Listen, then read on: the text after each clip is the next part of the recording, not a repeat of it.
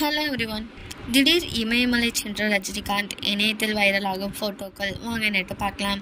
தமிழ் சினிமாவில் முன்னணி நடிகராக புகழின் உச்சத்தில் வலம் வருபவர் நடிகர் ரஜினிகாந்த்.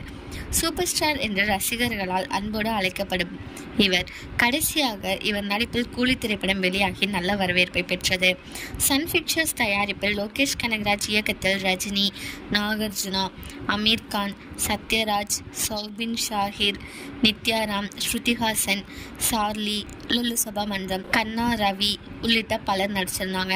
இதனிடையே ஒவ்வொரு படங்கள் வெளியாகும் போது ரஜினி இமயமலைக்கு சென்று ஓய்வெடுப்பது வழக்கமான ஒன்று. அந்த முறை கூலி திரைப்படம் வெளியாவதற்கு முன்பு இமயமலை பகுதியில் மழை அதிகமாக இருந்ததன் காரணமாக செல்லவில்லை. இந்த நிலையில் தற்பொழுது ஒரு வார பயணமாக இமயமலை சென்றுள்ளார் ரஜினிகாந்த். இன்று காலை 4 மணிக்கு புறப்பட்டிருக்காங்க.